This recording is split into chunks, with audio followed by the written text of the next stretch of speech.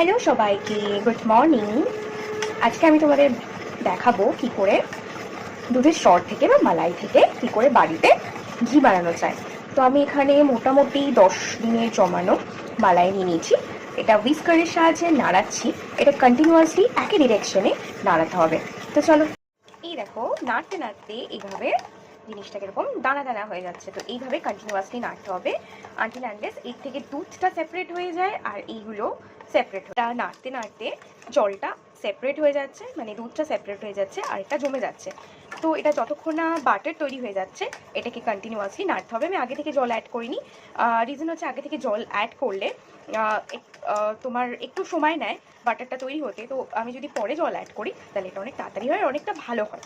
সেই জন্য আর বলে রাখি, এই প্রসিডিওরটা আমার শেখা আমার মায়ের থেকে। ছোটোবেলা থেকে দেখেছি মা বাড়িতেই ঘি বানিয়ে খাওয়াতো, তো মা থেকে দেখেই শিখেছি। তো ভাবলাম নিজেও ট্রাই করে তোমাদের সাথে যেটা করছি এর মধ্যে একদম চিল্ড ঠান্ডা জল অ্যাড করছি, তাহলে বাটারটা আস্তে আস্তে আরও ইজি হবে তৈরি করতে।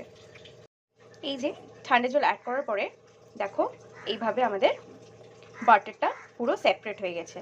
তো এটাকে এখান থেকে ছাঁকবো, ছেঁকে নিয়ে আর এটা দুধটা সেপারেট হয়ে গেছে।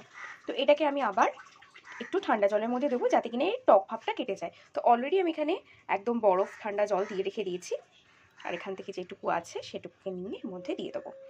আর এই দুধটাকে দিয়ে কিন্তু আমরা একটু গরম করে এর মধ্যে ভিনিগার বা লেবুর রস অ্যাড করলে এটা দিয়ে আমরা পনির বানাতে পারবো। তো চলো, আজকে যেহেতু আমরা ঘি বানাবো তাই ওই দিকেই ফোকাস করা যাক।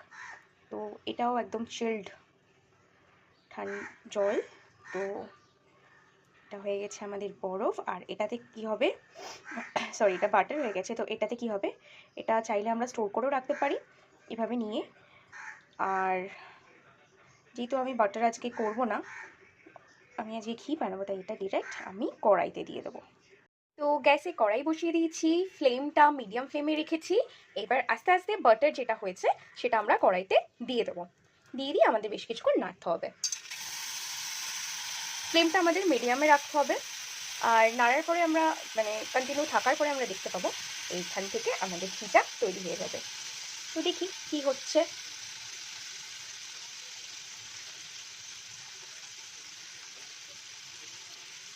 আর এই যে বাটারটা হয়েছে, এই বাটারটাও তোমরা ফ্রিজে স্টোর করে রাখতে পারো, বাটারের মতো খেতে পারো। বাটারটা পুরোটাই মেল্ট হয়ে গেছে, হয়ে এরকম তৈরি হয়েছে জিনিসটা। এটাকে কন্টিনিউয়াসলি নাড়তে হবে যতক্ষণ না আমাদের ঘিটা তৈরি হয়েছে। আর নিচে সাদা জিনিসটা বসে যাচ্ছে, তো আমাদের আরেকটু নাড়তে হবে। এই যে সাদা এটা যতক্ষণ না অবধি এটা একটু ব্রাউন কালার হচ্ছে ততক্ষণ অবধি আমাদের নাড়তে হবে। এই যে মিডিয়াম ফ্লেমের থেকে একটু বেশি, পুরোটা হাই ফ্লেমে নেই। তো আর একটু সময় করলেই ঘি আমাদের রেডি হতে পারে। আমরা স্টোর করে, আর এটা একদম হোমমেড, কেমিক্যাল ফ্রি, তো হেলদিও। তো এটা করে স্টোর করে রাখতে পারবো, যখন ইচ্ছা ইউজ করতে পারবো। আর এটা সবার জন্য সেফ, বাইরের কেনা কেমিক্যাল ইউজ নেই, কিচ্ছু নেই। তো চাইলে ইচ্ছা করলে বাড়িতে কিন্তু আমরা বানিয়ে আমরা বাড়িতে স্টোর করে রাখতে পারি। সেটাকে যখন ইচ্ছা নিজের খুশি মতো আমরা ইউজ করতে পারি। আস্তে আস্তে দেখো ব্রাউন কালার হয়ে যাচ্ছে, আমাদের ঘি রেডি।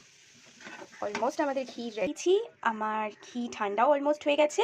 এবার আমি ছাঁকনি দিয়ে ছেঁকে নেবো। ছেঁকে নিয়ে তোমাদের সাথে শেয়ার করবো যে জিনিসটা কেমন হয়েছে। গন্ধটা জাস্ট অসাধারণ, আমি বলে বোঝাতে পারবো না। আর ওই সরটা দিয়ে কতটা ঘি তৈরি হয়েছে। এটা যেটা রয়েছে কড়াইতে এটা পুড়ে গেছে, এটা যদি ব্রাউন অবস্থায় নামাতাম তাহলে তোমাদের কার কেমন লাগে জানি না, বাট আমার ওটা গরম ভাতের সাথে খেতে জাস্ট দারুণ লাগে ওই জিনিসটা। তো এই হয়েছে ঘি, এতটা অবধি ঘি হয়েছে, যেটা আমার মোটামুটি ভাতের সাথে খেলে 4-5 দিন চলে যাবে, কি তারও বেশি। তো চলো, আজকে আমি শেয়ার করলাম আমি বাড়িতে কী করে ঘি বানাই, বাটার কী করে বানাই। ইভেন পনিরটা আজকে শেয়ার করা হয়নি, নেক্সট কোনো দিন যদি আমি পনির বানাই সেটাও আমি শেয়ার করবো যে আমি বাড়িতে কী করে বানাই। ভালো লাগলে প্লিজ লাইক করে দিও। Thank you.